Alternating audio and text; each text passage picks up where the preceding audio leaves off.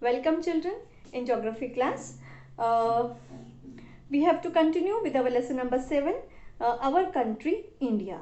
So we have to know more about our country India. In the previous session what we have done, just do a recap. In the previous session I explained you about the introduction and then the political division of India. In the political division of India, how many states are there, how many union territories, which states are separated, and the parts of which states are separated and become an individual state, independent state, and in which year they separated.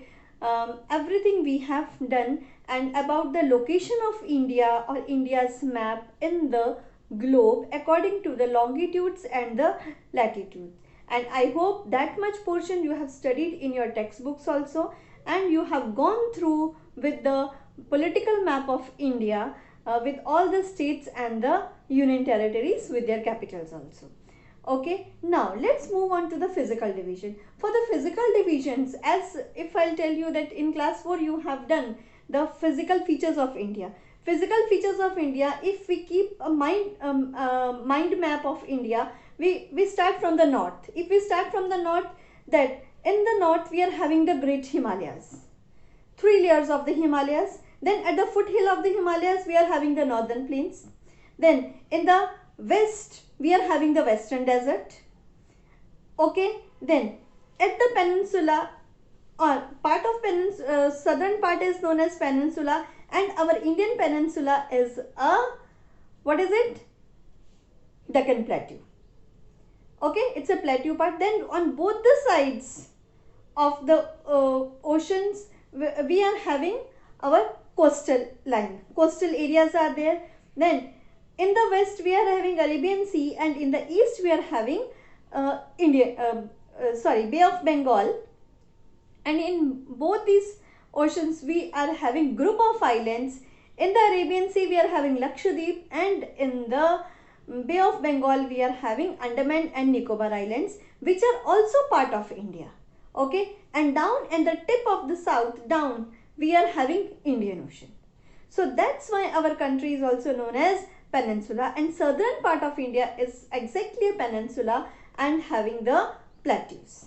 We are having the western and eastern Ghats, we are having the western and eastern coastal areas. Now everything in a systematically way we will study in the physical divisions of India. How many rivers are there, or how many mountain ranges are there, Himalayas, everything we'll study. Now just look at this, the flow chart, a type of a flow chart. Now see, Indian physical divisions. In the Indian physical divisions, the first part is the Himalayas. So we are having 3 layers of Himalayas: Greater Himalayas, Himachal and Shivalik. Greater Himalayas are known as, what we say to the Greater Himalayas? They are also known as abode of snow. They are also known as abode of snow. Abode of snow means house of snow. Greater Himalayas are the house of snow, always covered with the snow throughout the year. Okay, life is not possible on there, no vegetation. Then we'll move on to Himachal. Now Himachal is the second layer. Down to the Himalayas we are Himachal, known as Middle Himalayas. Okay, known as Middle Himalayas also. And Himachal, in Himachal we see so many hill stations. So many hill stations are also there. House of the hill stations of, if I'll say, house of the hill station. Important mountain ranges are in Himachal. Important mountain range life. Okay. Now then down we are having Shivaliks. Shivaliks means outer Himalayas. Exactly down to the Himachal. In the third layer we are having Shivalik, known as outer layer of Himachal. Here you can see the very beautiful scenic beauty and small hillocks and hills. Okay. So Garo, Khasi and Naga hills are in Arunachal Pradesh. Okay, which covers the Shivalik range, which comes under the Shivalik range, and there we find the thick forests of at the hills of Garo, Khasi and Naga. In this outer layer of the Himalayas, Shivaliks, known as Shivaliks, where we can see the beautiful scenic beauty of the nature and the small ranges of hills and hillocks. Then second is our Himachal, known as the Middle Himalayas, where we have plenty of hill stations to visit in the summer. And then the Greater Himalayas. Greater Himalayas are known as abode of snow, or you can say a house of snow, where life is also not possible and vegetation is also not possible. Understood about this? So our first physical division is Himalayas, divided into three parts. Then we'll move on to the northern plains. Northern plains. In the northern plains, our soil is very fertile, known as alluvium soil, which helps to cultivate variety of crops. Understood? And this part or this area, northern plains, physical division of the northern plains, is highly populated area among all the divisions of India. Okay, why? Because of alluvial soil, and the soil is very fertile, and mainly the occupation is agriculture and livestock rearing. And further, if I'll just make it more easy, if you remember that northern plains are having the basins, and we divide the northern plains into three basins: Satluj basin, Ganga basin and Brahmaputra basin, in which Ganga basin is the longest basin. Okay, due to these basins, alluvial soil, fertile soil, the life is people are having number of occupations here. Mostly the people are having their occupation agriculture, and the farmers are growing many crops here. So this part is very fertile. Then if I move on to the western deserts. Now western desert is also known as Great Indian Desert, which covers the western part of Rajasthan. Not whole Rajasthan, western part of Rajasthan.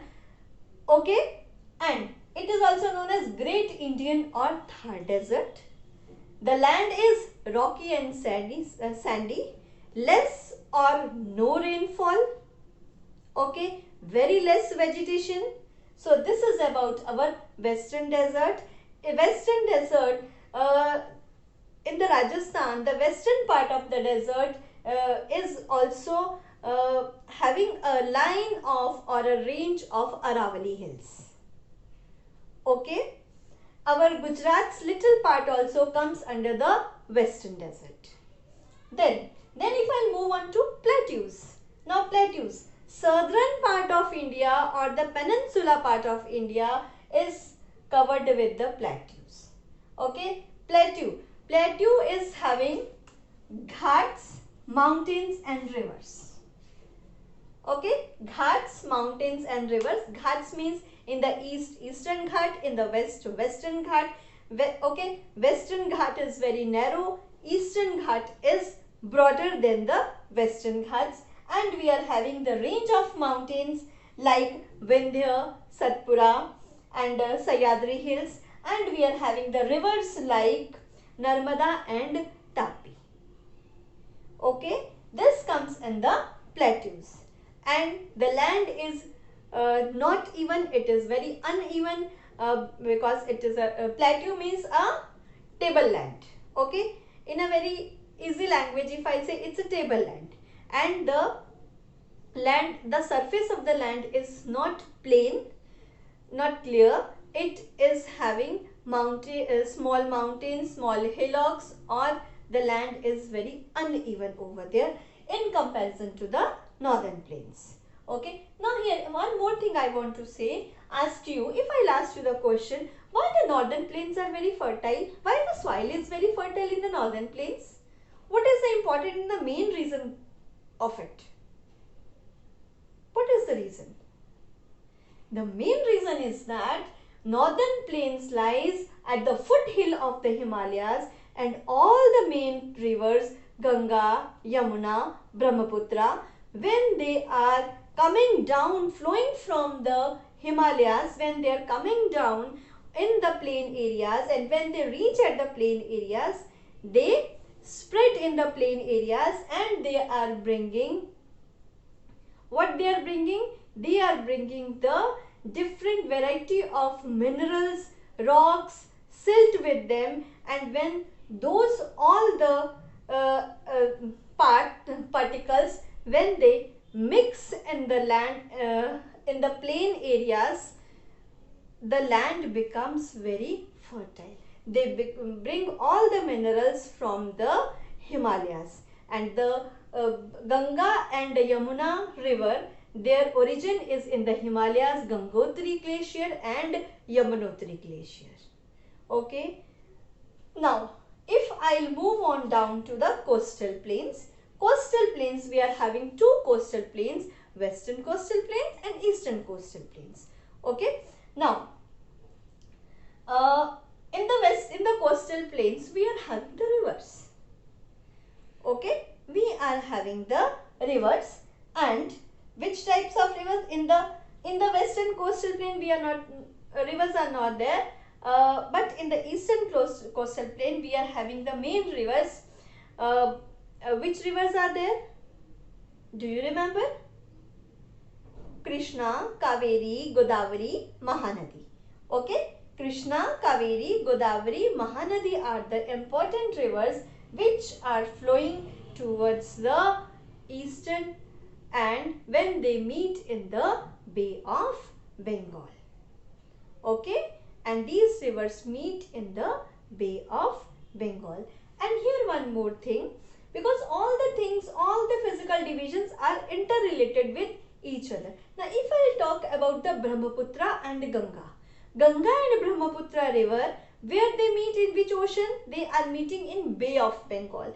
When they are meeting in Bay of Bengal, their mouth is at the tip of the West Bengal. Okay, and Ganga's name changed to Padma and Hooghly. Padma, when it enters into West Bengal, Bangladesh, when it enters into Bangladesh, its name changed to Padma, and when it enters into West Bengal, its name changes to Hooghly, or these are also known as the tributaries of Ganga. Okay, so these Ganga and Brahmaputra river, they make delta over there in a triangular shape, and that delta is known as, which delta is that? Sundarbans? Yes or no? Think about it. Okay. Now, after the coastal plains, western plains and eastern plains, rivers, then we move on to the group of islands. Group of islands, as I told you, in the western side we are having in the Arabian Sea, Lakshadweep, and in the eastern side of India, in Bay of Bengal, we are having Andaman and Nicobar Islands. In the west, Lakshadweep Islands are also known as Coral Islands, and in Andaman and Nicobar Islands, they are covered with the mountains and thick forest. Okay children, do you know in 2004, the people were affected due to tsunami. Tsunami means when the earthquake comes in the seabeds. When the earthquake comes at the seabeds and it changes into tsunami, and it affects the coastal areas. So in 2004, a great tsunami came and the people are highly affected with that. Now, do you know in which part of the coastal areas the tsunami came? In the Arabian Sea, or in West Bay of Bengal, or in the Indian Ocean, which affected the our coastal area also. So much destruction was happened at that time, and many people faced that problem of the natural calamity of tsunami. That tsunami came in the Indian Ocean. Okay. So this was all about your Indian physical division. The Himalayas, northern plains, western desert, plateau, coastal plains and group of islands. Please go through the lesson properly, read it, which rivers are in the which part of the division of the physical division, mountain ranges or three types of Himalayas, their names, and then northern plains, their basins, and why the soil is fertile and why this area is highly populated. Okay, everything you have to in lesson number 6. Also I told you about in the plains, when I discussed about the plains, that the plains are highly populated area.